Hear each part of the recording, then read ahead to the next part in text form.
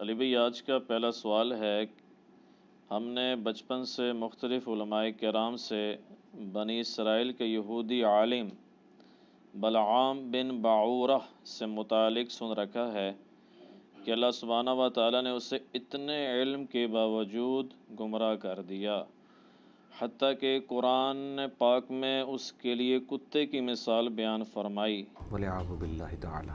Please یہ بتائیں کہ اس عالم دین کی گمراہی کی اصل وجہ کیا تھی تاکہ ہم بھی اس سے بچ سکیں۔ دیکھیں جی، یہ جو یہودی عالم تھا بنی اسرائیل کا یا بنی اسرائیل کے زمانے میں،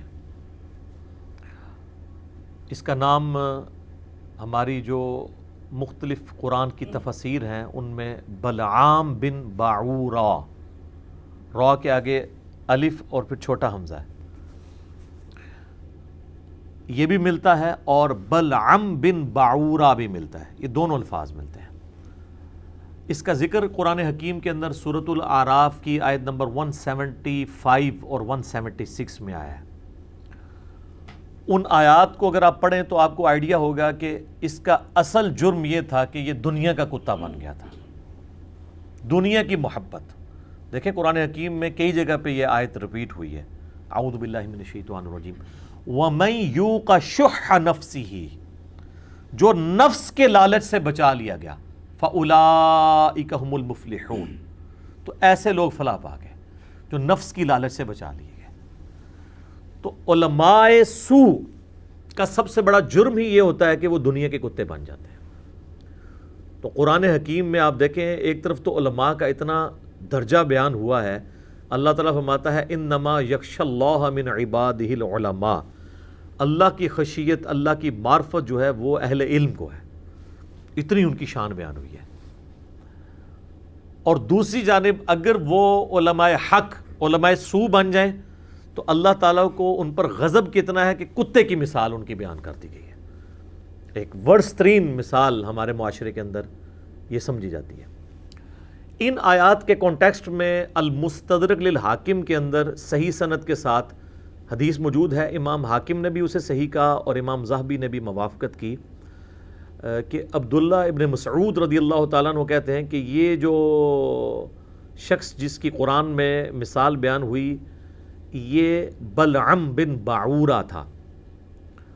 تو المستدرک الحاکم میں اس کا نام انہی آیات کے کانٹیکسٹ میں موجود ہے، باقی کوئی تفصیل نہیں آئی۔ البتہ جو ہمارے مفسرین ہیں قرآن حکیم کی تفسیر لکھنے والے، ان میں سب سے پہلی تفسیر اہل سنت کے ہاں جو لکھی گئی باقاعدہ طور پہ اس کو ٹاپک بنا کے، وہ ابن جریر کی ہے، جسے تفسیر ابن جریر بھی کہا جاتا ہے، المتوفیٰ 310 ہجری، یعنی شروع کے 300 سال کے مسلمانوں میں سے، اور اسی کی تلخیص ان سے تقریباً 400 سال بعد لکھی تفسیر ابن کثیر، حافظ عماد الدین کثیر، المتوفیٰ 774 ہجری۔ انہوں نے اکثر چیزیں انہی سے نقل کی، لیکن ویلیو ایڈیشن کی بہت زیادہ، کئی ایک واقعات جو اس کے اندر عجیب و غریب قسم کے تھے وہ اسکروٹنی کر دی انہوں نے۔ اس کے باوجود تفسیر ابن کثیر میں ابھی بھی کئی عجیب و غریب قسم کے واقعات موجود ہیں۔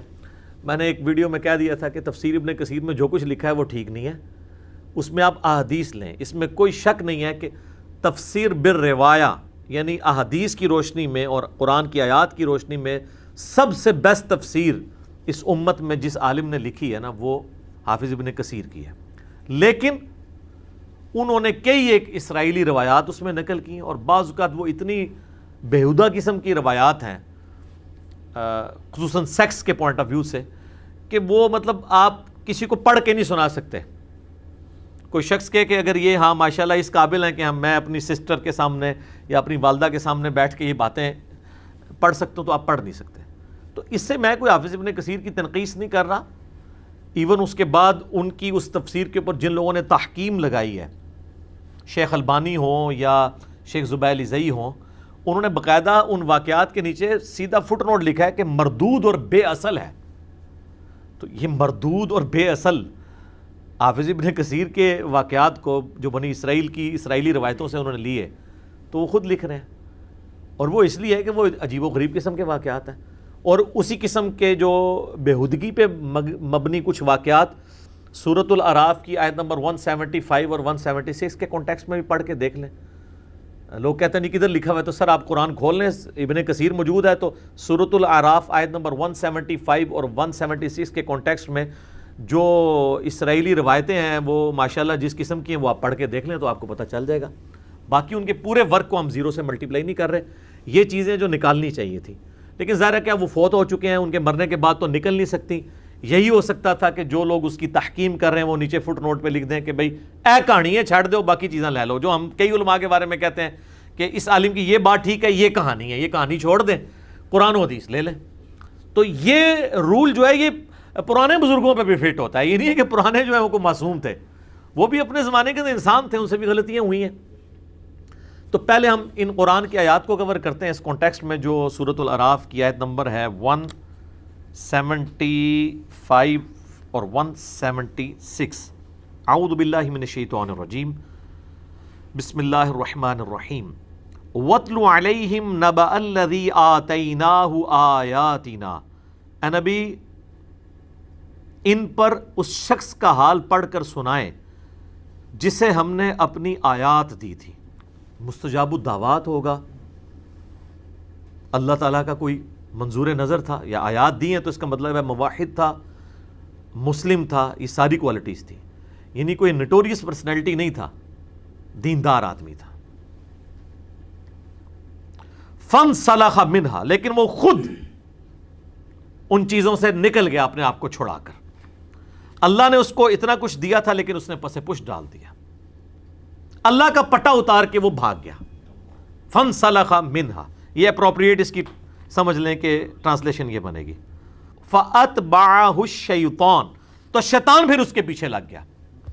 سورہ زخرف میں ہے نا جو رحمان کے ذکر سے روگردانی اختیار کرتا ہے تو اللہ تعالیٰ فرماتا ہے ہم اس کے اوپر قرین ایک جن مقرر کر دیتے ہیں شیطان جو اس کا ساتھی بن جاتا ہے. جب اللہ کا ذکر نکلا تو پھر شیاطین ہی حملہ کریں گے.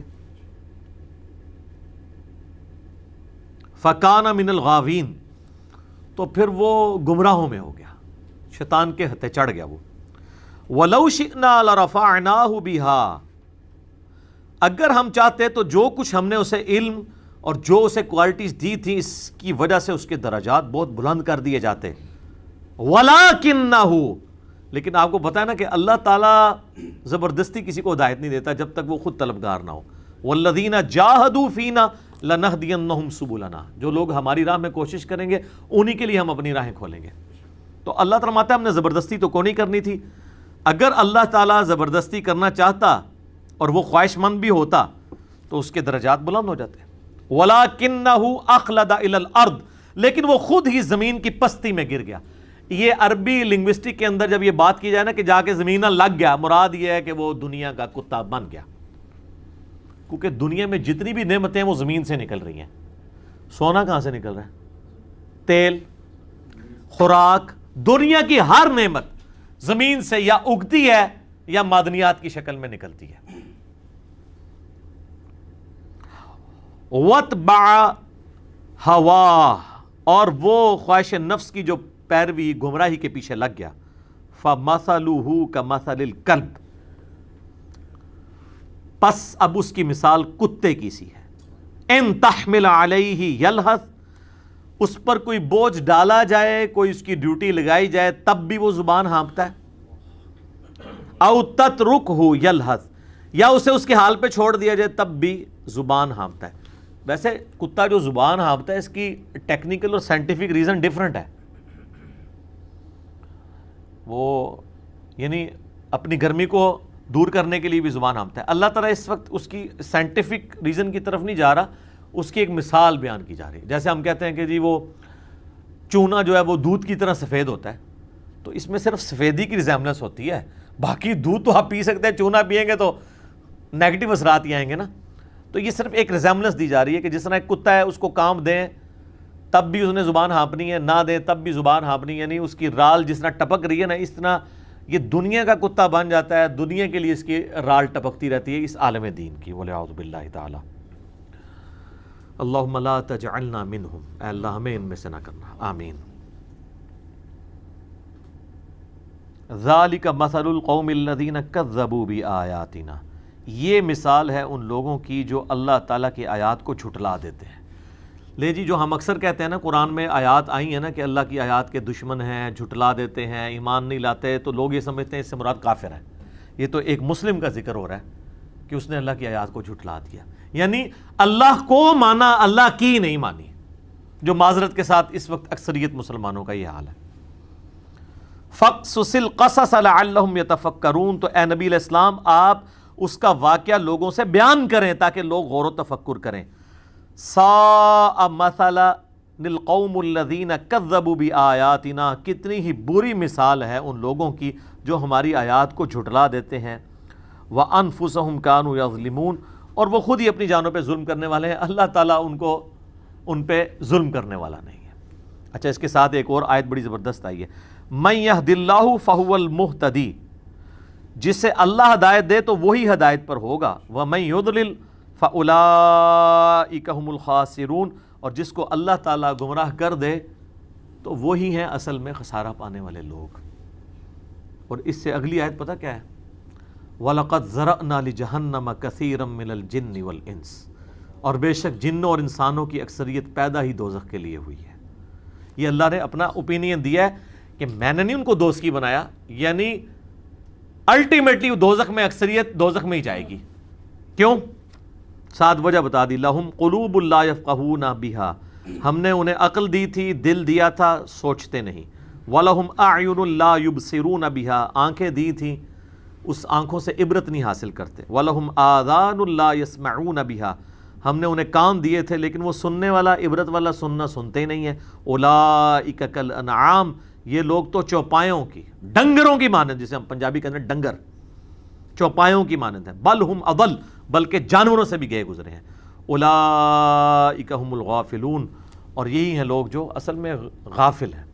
اب یہ علیحدہ سے اسی آیت کے کانٹیکسٹ میں میری ایک یوٹیوب کے اوپر کلپ بھی اپلوڈڈ ہے، زندگی بدل دینے والی گفتگو، آپ اس کا ٹائٹل لکھیں a life changing clip of engineer Muhammad Ali Mirza, اس میں نے یہی آیات کور کی تھی۔ بال یہ دیکھ لیں کس طرح یہ جوڑی ہوئی ہیں آیات۔ تو علماء سو کی اللہ نے جو عزت افزائی انورٹڈ کاماز میں قرآن میں کی ہے وہ آپ کے سامنے ہے، اور یہ علماء سو۔ بہرحال اب اس کے انڈر کئی ایک اسرائیلی روایات ابن کثیر لے کے آئے ہیں، قرآن و سنت تو خاموش ہے، وہ تفصیل میں نہیں جاتا، لیکن قرآن و سنت کا مقصد چونکہ اصول بتانا ہے، اصول بتا دیا ہے کہ اللہ کی آیات ملی ہوئی تھی، یعنی معالم دین تھا، علم بھی تھا، سب کچھ تھا، اس نے علم کو یوز نہیں کیا، اس کی بجائے وہ دنیا کا کتا بن گیا۔ یعنی جو عالم دنیا کا کتا بن جائے وہ فارغ۔ اس کا قطعاً یہ مقصد نہیں ہے کہ کسی عالم کی یا علم دین کی توہین کی جائے، کیونکہ علم دین تو انبیاء کا خاصہ ہے۔ نبی علیہ السلام کو ایک ہی دعا سکھائی گئی ہے بڑے لیول کے اوپر، قُل رب زدنی علما، اے نبی آپ بھی دعا کیا کریں اللہ آپ کے علم میں اضافہ کر دے۔ علم کی توہین کرنے والا کافر ہے، چاہے وہ شعروں میں کر دے۔ کئی لوگ کہہ دیتے ہیں نا جی علم بس کریو یار، اور جی شیطان بھی بہت بڑا عالم سی، وہ بھی گمراہ ہو گیا۔ اس عالم کے اوپر بھی لعنت ہے جو اس علم کو پازیٹیولی یوز کرنے کے بجائے نیگیٹیولی یوز کرے۔ اس میں آیا نا کہ ہم نے دیا تھا، وہ خود ہی پٹا چھڑا کے اللہ کا نکل گیا، تو گمراہی ہونا تھا۔ جس طرح علماء یہود تھے نبی علیہ السلام سے پہلے، تو سورہ بقرہ میں آتا ہے کہ یہ دعائیں کیا کرتے تھے آخری وہ پیغمبر جلدی جلدی آئے، ہم اس کے ساتھ مل کے جو ہے وہ کافروں پر فتح حاصل کریں۔ جب وہ آ گئے تو پہلے کافر ہی وہ بن گئے، علم کے باوجود گمراہ ہو گئے، اس لیے کہ انہوں نے علم کو یوز نہیں کیا۔ یہ نہیں ہے کہ علم کی وجہ سے ہوئے، اللہ تعالیٰ بار بار اس چیز کو کہتا ہے نا، وَمَخْتَلَفَ الَّذِينَ أُوتُوا الْكِتَابَ إِلَّا مِن بَعْدِ مَا جَاءَهُمُ الْعِلْمُ بَغْيًا بَيْنَهُمْ، اللہ کہتا ہے علم آیا ہے، اس کے باوجود ان کی ضد اتنی پکی ہے کہ یہ گمراہ ہو گئے۔ وہ ایک بریلوی مولانا نے کہہ دیا تھا نا کہ علم کی وجہ سے لوگ گمراہ ہو جاتے ہیں، تو اس کے جواب میں میں نے یاد پیش کی تھی، اللہ تعالیٰ تو اصل میں یہ میسج دے رہا ہے کہ علم کے بعد تو تمہیں گمراہ نہیں ہونا چاہیے تھا، تم علم کو یوز کرتے، نہ کہ یہ کہ علم کی وجہ سے بندہ گمراہ ہوتا ہے۔ ورنہ ہمارے ابا جی کو جو سجدہ کروایا گیا ہے ان کی خوبصورتی کی وجہ سے نہیں کروایا گیا، بلکہ علم کی وجہ سے، کیونکہ انہوں نے وہ نام بتا دیے تھے چیزوں کے جو فرشتوں کو نہیں آتے تھے۔ علم ہی انسان کی فضیلت ہے۔ خیر یہ الگ سے ٹاپک ہے۔ تو یہ بنی اسرائیل کی جو روایات ملتی ہیں نا، وہ عجیب قسم کی، وہ بیہودہ قسم کے واقعات بھی ہیں. اسی کانٹیکسٹ میں ابن کثیر نے بھی نقل کی ہیں، اللہ ان کو معاف کرے. ضرورت ہی کوئی نہیں تھی اتنا لمبا نقل کرنے کی. بل اس میں جو میں نے غور و تفکر کیا نا، جو مجھے بات کرین حق لگی ہے نا، حق کے قریب، تو وہ والی بات ہے کہ وہ جب حضرت موسیٰ علیہ السلام بنی اسرائیل کو لے کے نکلے ہیں، اور یہ جس قوم سے تعلق رکھتا تھا ان کو بنی اسرائیل سے خطرہ تھا، تو انہوں نے اس کو کہا کہ تم مستجاب الدعوات ہو، تو تم جو ہے نا حضرت موسیٰ علیہ السلام ان کی قوم کے لیے بد دعا کرو تاکہ یہ ہمارے اوپر سے ٹل جائے. تو اس نے کہا میں اللہ کے پیغمبر سے ٹکر کیسے لے سکتا ہوں، میں دعا اللہ سے کر رہا ہوں اور پیغمبر کے خلاف، تو میرا تو کچھ نہیں بچنا. تو انہوں نے اسے کئی لالچیں دی، دنیا کی لالچ دی یا عورت کی لالچ دی، جو بھی ہے وہ بہرحال وہ ورگلایا گیا، اور اس نے حضرت موسیٰ علیہ السلام کے لیے بد دعا کی. تو موسیٰ علیہ السلام کے لیے کسی کی جرأت ہے بد دعا کر دے؟ وہ زبان سے بد دعا نکالتا تھا تو وہ اس کی اپنی قوم کے لیے نکل جاتی تھی. اس کی زبان ہی اللہ نے ایسی کر دی کہ اپنی قوم پہ بد دعا پڑھ دی اس نے. ٹھیک ہے، تو وہ پیغمبر کے ساتھ کون ٹکر لے سکتا ہے؟ ٹھیک ہے، تو وہ اپنا آپ چھڑا کے پھر وہ ظاہر ہے کہ جب اس قسم کی اس نے حرکت کی تو اللہ تعالیٰ نے اسے ذلیل و خوار کر دیا. باقی کئی یہ کہانیاں اب لوگوں نے مشہور کی ہوئی ہیں. آپ نے یہ بھی سنا، وہ کہتے ہیں جی صحابہ کہف دا کتا جنت ہی جائے گا. ہم کہتے ہیں یار کتا تو جنت میں جا نہیں سکتا، جنت تو ہمارے ابا جی کی میراث ہے، سیدنا آدم علیہ السلام کی. وہ کہتے ہیں نہیں، اصحاب کہف کا جو کتا ہے نا، وہ اس کتے کو بلعم بن باورا یا بلعام بن باورا کی کھال پہنا کے نا انسانی شکل میں داخل کر دیا جائے گا. دیکھیں کس طرح، ہاں یہ آپ ہنس رہے ہیں، یہ باقاعدہ انہوں نے لکھا ہوا ہے، یہ جمعے کے خطبوں میں بیان کرتے ہیں. وہ کہتے ہیں صحابہ کہف کا کتا جنت میں جائے گا، حضرت صالح علیہ السلام کی اونٹنی جنت میں جائے گی، عزیر علیہ السلام کا گدھا جنت میں جائے گا، سلمان علیہ السلام کی ہدہد جنت میں جائے گی، یونس علیہ السلام کی مچھلی جنت میں جائے گی. جتنے جانور تھے نا انہوں نے قرآن دی اس تو پتہ لگے نا، انہوں نے کہا بھائی سارے متفرق نے، سارے متبرک نے، انہوں نے جنت ہی بھیجو. تو یہ اس اعتبار سے بھی یہ بلعم بن باورا بڑا مشہور ہے کہ وہ کہتے ہیں نہیں، وہ صحابہ کہف دا کتا جڑا ہے نا، اس کتے نو ادھی کھال پہنا کے انسانی شکل ہی داخل کیتا جائے گا، کیونکہ انہیں تو نہیں جانا تو وہ چلا جائے گا. ٹھیک ہے، یعنی ایک ایسے شخص کی کھال پہنا کے اسے داخل کیا جائے گا جس کو اللہ نے خود کتے کی مثال بیان کی ہے اور اسے کنڈیم کیا ہوا ہے. ٹھیک ہے، میرا خیال ہے اس طرح کیا ہے تو کتا ہی نہ جانے سے انکار کر دے کہ کسی مولوی دی کھال پاڑی جی اللہ معافی دے، مولوی سونو چھڑ دو بھائی جی، میں کتے ہی ٹھیک ہاں. ٹھیک ہے، اتنی اگر اس کتے نے بھی ہونی ہے، ظاہر عقل تو اس کو تھی اس اعتبار سے کہ وہ صحابہ کہف کے ساتھ رہے، قیامت تک کے لیے قرآن میں اس کا ذکر موجود ہے. باقی صحابہ کہف کے اوپر میرا کلپ ریکارڈڈ موجود ہے، آپ وہ دیکھ سکتے ہیں. تو یہ جناب وہ ساری اس اعتبار سے ایک گفتگو تھی. باقی علماء سو کا جو سب سے بڑا جرم قرآن میں بیان ہوا ہے نا، میں نے اس کے اوپر مسئلہ 51 بھی ریکارڈ کروایا، اور اس میں نے چیلنج کیا تھا کہ قرآن میں حرام خوری پہ جتنی آیات ہیں نا، کوئی ایک آیت بھی ایسی نہیں ہے ایبسولوٹلی جو ادر دین علماء کے ہو. 100% علماء سو کی بات ہو رہی ہے. سورۃ البقرہ، سورہ آل عمران کے اندر جن علماء یہود و نصارہ کا ذکر ہے کہ یہ چند ٹکوں کے عوض اللہ کی آیات کو بیچ دیتے ہیں، تو وہ کون عام لوگ ہیں؟ فتوے کون لکھتا تھا؟ علماء. اور اس کا کلائمیکس جو ہے وہ سورہ توبہ ہے. سورہ توبہ کے اندر چونکہ اللہ تعالیٰ نے منافقین کو ایڈریس کیا ہے، تو کسی درجے میں یہ بھی منافقین کی کیٹیگری میں فال کرتے ہیں علماء سو بھی، کیونکہ یہ مسلمانوں میں گھسے ہوئے ہوتے یہ دین کے دشمن ہیں. تو سورہ التوبہ کی آیت نمبر 34 میں آیا ہے، اعوذ باللہ من الشیطان الرجیم، یا ایھا الذین آمنوا ان کثیرا من الاحبار والرہبان لیأکلون اموال الناس بالباطل. اے اہل ایمان، اکثریت علماء اور صوفیوں کی، احبار کہتے ہیں ایسے عالم جو علم کی گہرائی میں ہوں، اور رہبان جو راہب تھے. اور اعلیٰ حضرت نے اس کا ترجمہ ہوتا ہے کیا کیا ہے؟ انہوں نے کہا ہے کہ علماء اور جوگی، یعنی صوفی لکھتے تو ان پہ پکڑ ہو جانی تھی نا، صوفیاء کو آپ نے کہہ دیا، چلو جوگی کہہ لو.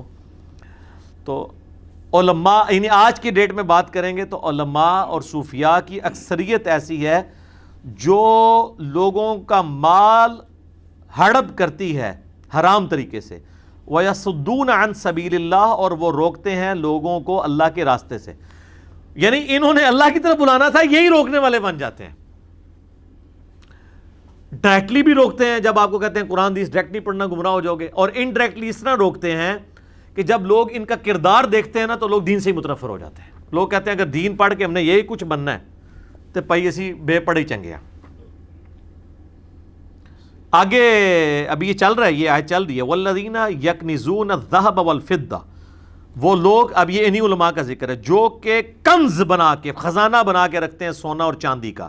اس زمانے میں درہم اور دینار ہوا کرتے تھے، جوڑتے تھے. آج بھی ان کے بینک بیلنسز اور آپ پلاٹس دیکھ لیں. ولا ينفقونها فی سبیل اللہ، اور اس میں سے اللہ کی راہ میں خرچ نہیں کرتے. اللہ کی راہ میں کیوں خرچ کریں؟ اللہ کی راہ میں خرچ کرنے کے لیے تو آپ سے لیتے ہیں، یہ اپنا تو جوڑ کے رکھتے ہیں. فبشرہم بعذاب علیم، اے نبی ایسے لوگوں کو خوشخبری سنا دیں دردناک عذاب کی. یہ اللہ تعالیٰ کا ذرا انداز دیکھا ہے کیسا انداز ہے، خوشخبری سنائیں. یہ یعنی کسی کو کہتے ہیں نا وہ ٹونٹ کے انداز میں، یعنی جس کی وجہ سے اگلے کو اور تکلیف ہو، خوشخبری دیں ان کو عذاب کی. یہ نہ سمجھیے گا یہ پرانے علماء کا ذکر ہو رہا ہے، نہ. بخاری اور مسلم دونوں میں حدیث ہے، تم بھی اگلے لوگوں کے پیچھے چل پڑو گے قدم با قدم، بالشت بر بالشت، حتیٰ کہ ان میں سے اگلے لوگوں میں سے کوئی گوہ کے سوراخ میں داخل ہوا تو میری امت بھی وہی کام کرے گی. تو صحابہ نے پوچھا یہ اگلے لوگوں سے مراد کیا یہود و نصارہ ہیں؟ آپ نے فرمایا اگر وہ مراد نہیں ہے تو اور کون سے لوگ مراد ہیں؟ یہ وہی لوگ مراد ہیں. یوم یحما علیہا فی نار جہنم، جبکہ قیامت کے دن ان کا یہ مال یعنی سونا اور چاندی گرم کیا جائے گا، تپایا جائے گا دوزخ کی آگ پہ. فتقوی بہا جباہہم، پھر وہ گرم یعنی جب سونا پگھل جائے گا نا تو میٹل کی فارم میں نا ان کے ماتھے اس کی وجہ سے داغے جائیں گے. وجنوبہم، اور ان کے پہلو، وظہورہم، اور ان کی پیٹھیں. ھذا ما کنزتم لانفسکم، اور اللہ تعالیٰ فرمائے گا یہ ہے جو دنیا میں تم مال جوڑا کرتے تھے اپنے لیے. فذوقوا ما کنتم تکنزون، تو اب چکھو مزہ جو دنیا میں تم نے کنز بنا کے جو مال و دولت جوڑا ہوا تھا اس کا مزہ چکھو. یہ دیکھ لو. اور یہ دیکھ لے اسپیسیفکلی علماء سو کے بارے میں تو بلعام بن باورہ بھی یہی تھا. پھر وہ آیت یاد کریں وَمَن یُوقَ شُحَّ نَفْسِهِ فَأُولَٰئِکَ هُمُ الْمُفْلِحُونَ، جو نفس کی لالچ سے بچا لیا گیا وہ ہے اصل میں کامیاب ہو جانے والے لوگ. اصل چیز تو دنیا کی محبت ہے. جامعہ ترمذی میں حدیث ہے ہر امت کا کوئی نہ کوئی فتنہ ہے، اور میری امت کا فتنہ مال ہے. تو نبی علیہ السلام نے مال کا تو فتنہ اسپیسیفکلی اس امت کے لیے بتا دیا. بخاری اور مسلم دونوں میں حدیث ہے، انسان کہتا ہے میرا مال میرا مال میرا مال. پھر حضور نے وہ قرآن کی آیت تلاوت کی الہاکم التکاثر حتی زرتم المقابر، اینڈ تک. پھر حضور نے کہا تیرا مال کون سا ہے؟ اے انسان تیرا مال تو وہ ہے جو تو نے کھا لیا یا پہن کر بوسیدہ کر دیا یا اللہ کی راہ میں خرچ کر کے قیامت کے دن کے لیے اپنے لیے محفوظ کر لیا. باقی جو مال ہے وہ تو تیرے ورثہ کا مال ہے.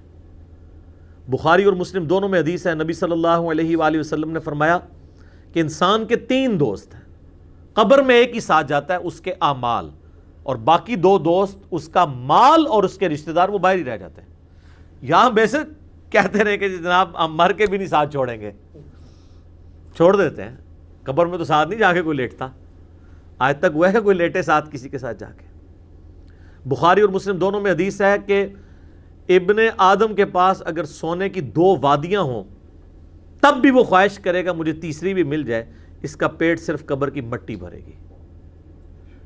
اسی لیے تو دیکھیں نا بخاری مسلم دونوں میں حدیث ہے، نبی علیہ السلام دعا کرتے تھے اے اللہ محمد اور آل محمد صلی اللہ علیہ وآلہ وسلم کو بس اتنا ہی رزق دینا کہ ان کی روح اور جسم کا رشتہ یعنی بس سبسسٹنس لیول پہ چلتا رہے. آپ علیہ السلام نے زیادہ مال کو پسند نہیں فرمایا. اس لیے آپ دیکھ لیں غزوہ خیبر کے بعد آپ کو کتنی وسعت مل گئی تھی لیکن کوئی ثابت نہیں کہ آپ نے کبھی زکوٰۃ دی ہو، جوڑتے ہی نہیں تھے. حتیٰ کہ بخاری مسلم دونوں میں حدیث ہے، اما عائشہ کہتی ہیں نبی علیہ السلام کی وفات تک ہماری یہ حالت تھی کہ بعض اوقات 1 مہینہ، بعض اوقات 2، بعض اوقات 3 مہینے بھی ہمارے گھر چولہا نہیں جلتا تھا. 2 کالی چیزیں کھجور اور پانی، اس پہ گزارا ہوتا تھا. اور وہ بھی کوئی ٹنو ٹن نہیں، 2 کھجوریں صبح 2 شام کے وقت، 1 میٹھا پانی کا پیالہ صبح 1 شام کے وقت. جو اس زمانے میں ریگستان کے اس ماحول میں میٹھا پانی ایک ایشو تھا. اسی لیے تو پھر امہات نے نبی علیہ السلام سے ڈیمانڈ کر دی تھی کہ اب تو وسعت ہو گئی ہے. تو نبی علیہ السلام 1 مہینہ کے لیے اپنی بیویوں سے ناراض ہو گئے تھے، جو بخاری مسلم میں آتا ہے. ایلا آپ نے کیا تھا. سورۃ الاحزاب میں پھر آیات نازل ہوئی، اللہ نے اپنے نبی کو سپورٹ کر دیا کہ اے نبی اپنی بیویوں سے فرما دو کہ اگر تم دنیا کا مال چاہتی ہو تو میں تمہیں مال دے کے رخصت کر دیتا ہوں، لیکن اگر تم اللہ، اس کا رسول اور آخرت کا گھر چاہتی ہو پھر اسی غربت میں میرے نبی کے ساتھ گزارا کرو. پھر حضور نے آ کے ایک بیوی کو یعنی یہ آپشن دی، تو ظاہر ہے انہوں نے تو اللہ کا رسول ہی اڈاپٹ کرنا تھا. تو یہ بہت کرٹیکل مسئلہ ہے جناب، دنیا کی محبت، اس سے نکلنا بڑا مشکل کام ہے. تو یہ اس کانٹیکسٹ میں بات ہو رہی ہے قرآن حکیم کے اندر، جہاں کہیں بھی آپ کو حرام خوری کی باتیں ملیں گی وہ اسی حوالے سے کہ علماء سو. اور اس سے بھی اگلا ایک سٹیپ ہے جو سنن نبی داؤد میں ہے. نبی علیہ السلام فرمایا میری امت کے 72 فرقے دوزخ میں جائیں گے، ان میں ایسی بدعت داخل ہو جائیں گی جس طرح باولا کتا کسی کو کاٹ جائے اور اس کے ایک ایک رگ و ریشے میں بدعت پہنچ جائے. تو نبی علیہ السلام نے بھی علماء سو کو کتے کی مثال دی ہے، کیونکہ اگر کسی کے اندر بدعت پیدا ہوئی ہے اور حضور کہہ رہے ہیں اسے باولا کتا کاٹ گیا، تو وہ باولا کتا کون سا کاٹ گیا؟ کوئی کھلاڑی کاٹ گیا؟ بتائیں، کوئی پولیٹیشین کاٹ گیا؟ یعنی وہ دین کے اعتبار سے بات ہو رہی ہے نا. بدعت تو علماء دین جاری کرتے ہیں نا. اس لیے میں نے طارق جمیل صاحب سے بھی کہا جب انہوں نے کہا کہ میں نے علماء سو کو جراثیم نہیں کہا، میں نے یہ کہا تھا کہ انڈیا پاکستان سے ہماری عوام جراثیم لے کے آ جاتی فرقہ واریت کے. تو پھر میں نے عرض کیا تھا ویڈیو میں بھی ان کے سامنے بھی کہ جو انڈیا پاکستان سے جراثیم لے کے ہماری عوام جاتی ہے فرقہ وارانہ، انہوں نے کسی گھوڑے کو ہاتھ لگایا ہوتا ہے، کسی کتے کو ہاتھ لگایا ہوتا ہے، کسی کھلاڑی کو ہاتھ لگایا ہوتا ہے، یا کسی مولوی نے ان کے دماغ میں فرقہ واریت بھری ہوتی ہے. تو حاجمی صاحب کہتے ہیں ظاہر مولویوں نے ہی بھری ہوتی ہے. تو میں نے کہا آپ کو یہ کہنا چاہیے تھا یہ چھوٹی بات ہے، میں نے علماء سو کو جراثیم نہیں کہا، بلکہ علماء سو یہ گندے جراثیم پیدا کرنے والی فیکٹری ہے. جراثیم تو چھوٹی چیز ہے، جراثیم تو ان کے فالوور ہیں. یہ تو وہ ہے جو یہ وائرسز کریٹ کر رہی ہے فرقہ وارانہ، کہ انہوں نے انگلینڈ میں بھی جا کے بریلوی دیوبندی کی بنیاد کے اوپر مسجدیں بنوا دی ہیں، چائنا کے اندر بنوا دی ہیں، امریکہ کے اندر بنوا دی ہیں. آپ دیکھ لیں قبضے کیے ہوئے مسجدوں کے اوپر، وہ ان کی کمائی کے اڈے بنے ہوئے. تو اللہ نے بھی کتے کی مثال بیان کیا، نبی علیہ السلام نے بھی کتے کی مثال بیان کیا. اچھا، یہ کتا اور گدھا یہ دو ایسے جانور ہیں جو اللہ نے بھی اور نبی علیہ السلام نے بھی یہ مثالیں علماء سو کے لیے بیان کی ہیں. گدھے کی مثال سورہ الجمعہ میں آئی. اللہ تعالیٰ فرماتا ہے علماء یہود کی مثال اس گدھے کی سی ہے کہ جس کے اوپر کتابیں لاد دی جائیں اور وہ اس سے استفادہ نہیں کر رہا. کتنی بری مثال ہے ان لوگوں کے لیے. گدھے کے اوپر اگر آپ کتابیں لاد دیں، وہ کتابوں کو پڑھ کے اس سے کچھ حاصل کر سکتا ہے؟ تو اللہ نے کہا ایسے علماء سو جن کے شوکیسوں میں کتابیں رکھی ہوئی ہیں لوگوں پہ روب ڈالنے کے لیے، یا ایون ٹیبل پہ بھی سجی ہوئی ہیں، اور وہ اسے پڑھتے نہیں اس میں کیا لکھا ہوا ہے، تو وہ گدھے کی مثال ہے. اچھا، جو بیچارہ کہتا ہے قرآن میں ہی لکھا ہے، بخاری میں لکھا ہے، مسلم میں لکھا ہے، یہ کہتے ہیں جی وہ جی دیکھیں جی وہ کتابوں کی تو اللہ نے گدھے کی مثال دی ہے. بھائی یہ آپ کی دی ہے کہ جو ان کتابوں سے استفادہ نہیں کرتے. قرآن میں کتابوں سے استفادہ کرنے والے کو تو گدھے کی مثال نہیں دی ہے. وہ تو ہمیں حکم ہوا ہے کہ نبی امی کی پیروی کرنی ہے، ان پہ جو کتاب نازل ہوئی اس کی پیروی کرنی ہے. اہل ایمان کی نشانی ہے کہ وہ انبیاء اور کتابوں کے پیچھے چلنے والے ہیں. اور اس کے اوپر تو میں نے الحمدللہ اپنی زندگی کی وہ ویڈیو ریکارڈ کرائی ہے کہ جو میں فخر کے ساتھ اللہ کی بارگاہ میں قیامت الدین پیش کر سکتا ہوں. یہ میری زندگی کا سرمایہ ہے. مجلس نمبر 100، کتابوں کا خدا اور ہے، بابوں کا خدا اور.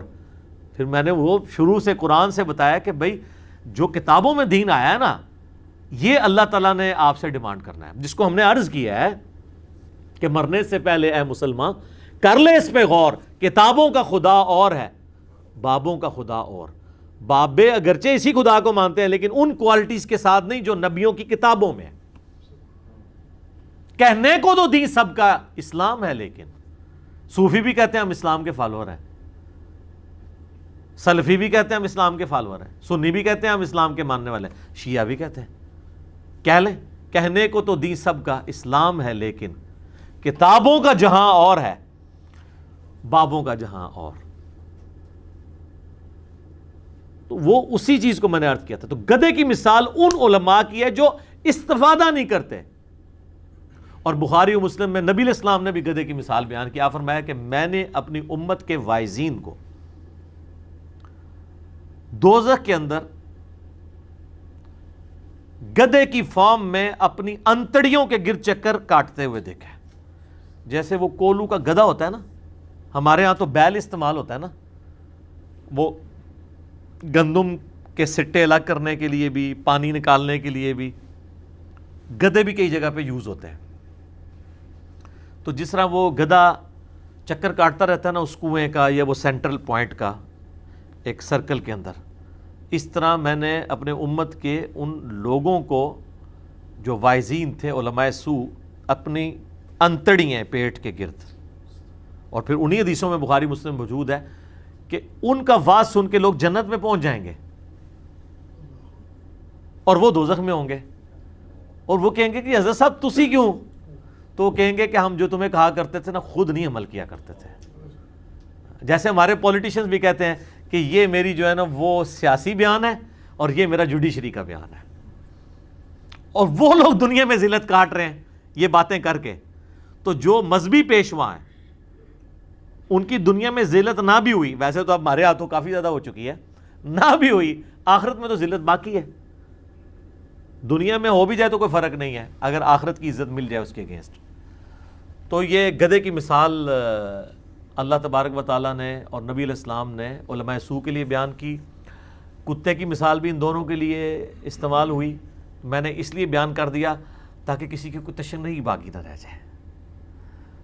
گدھے کا ذکر ہو, کتے کا ذکر ہو تو فوراً علماء سو کا خیال آپ کے ذہن میں آنا چاہیے کہ قرآن و سنت میں ان کو یہ کہا گیا, جہاں پہ اتنے ان کے مراتب ہیں کہ اللہ تعالیٰ اپنی توحید کے اوپر انہیں گواہ کر رہا ہے. سورہ آل عمران آیت نمبر 18 میں اللہ تعالیٰ کہتا ہے کہ اللہ کے ایک ہونے پر گواہ ہے اللہ بھی, وَأُولُو الْعِلْمِ قَائِمًا بِالْقِسْطِ, اور اہل علم جو انصاف پر قائم ہے. ٹھیک ہے, جو علم کو یوز کریں. اگر ایک بندے نے ڈگری لے لی ہے اس کو یوز نہیں کر رہا تو کوئی فائدہ نہیں ہے, اور ایک بندے کے پاس ڈگری نہیں ہے لیکن جو اس کو علم پہنچتا ہے وہ اس کو یوز کر رہا ہے تو اس کو فائدہ دے دے گا. اللہ تبارک و تعالیٰ نے تو یہ نہیں دیکھنا کہ کس کے پاس ڈگری ہے یا نہیں ہے, وہ دیکھنا ہے کہ علم پر عمل کرنے والے کون ہیں. یہ اللہ تعالیٰ نے ہر چیز جو سورہ ذاریات میں آتا ہے نا جوڑوں کی شکل میں پیدا کی ہے. علم و عمل بھی جوڑا ہے, ایک پر سے پرندہ اڑ نہیں سکتا. علم بھی ہے, عمل بھی ہے. امر بالمعروف و نہی عن المنکر یہ بھی جوڑا ہے. دنیا اور آخرت یہ بھی جوڑا ہے. ہر چیز اللہ تعالیٰ نے جوڑوں کی شکل میں جو ہے وہ پیدا کی ہے. میں یہ بلعام بن بعورہ سے متعلق گفتگو کو کنکلوڈ کروں گا. سورۃ الاعلیٰ جو کلائمیکس ہے اس حوالے سے اللہ تعالیٰ نے پوری الہامی کتابوں کا نچوڑ بیان کر دیا ہے. قد افلح من تزکا, بے شک کامیاب ہو گیا جس نے اپنے نفس کا تزکیہ کر لیا. وذکر اسم ربہ فصلی, اور اپنے رب کا نام لے کر نماز پڑھی. بل تؤثرون الحیات الدنیا, لیکن تمہارا اصل مرض ہے کہ تم دنیا کی زندگی کو ترجیح دیتے ہو. اللہ ٹاپ پرائرٹی نہیں ہے, دنیا ٹاپ پرائرٹی ہے. بل تؤثرون الحیات الدنیا والآخرۃ خیر وابقی, جبکہ آخرت تو بہتر بھی ہے اور ہمیشہ رہنے والی بھی ہے. ان ھذا لفی الصحف الاولی, یہی ایک یونیورسل ٹروتھ, کانٹے کی بات, بنیادی بات ہے جو قرآن سے پہلے صحیفوں میں تھی. صحف ابراہیم و موسیٰ, چاہے وہ ابراہیم علیہ السلام کے صحیفے ہوں یا موسیٰ علیہ السلام کے صحیفے, ان میں ایک ہی کانٹے کی بات تھی جو اللہ تعالیٰ نے بیان کی تھی کہ جو آخرت کی زندگی ہے وہ ہمیشہ رہنے والی ہے اور بہتر ہے, اور دنیا کی زندگی عارضی ہے, یہ ختم بھی ہو جانے والی ہے. اس پہ خیر گھنٹوں بولا جا سکتا ہے, اس کا تو کوئی اینڈ ہی نہیں ہے. دنیا کی مذمت کے اوپر اگر بولا جائے, مسئلہ نمبر 51 میرا رزق حرام کی مذمت, دنیا پرستی کا انجام اور اس کا علاج, وہ دیکھ لیں. میں نے 17 احادیث اور قرآن حکیم سے 11 مقامات سے آیات پیش کی ہیں اس ٹاپک کے اوپر 1.5 گھنٹے میں, جو اسی سے ریلیٹڈ ہے, لیکن میں اس کو سکپ کرتا ہوں. ٹھیک ہو گیا جی.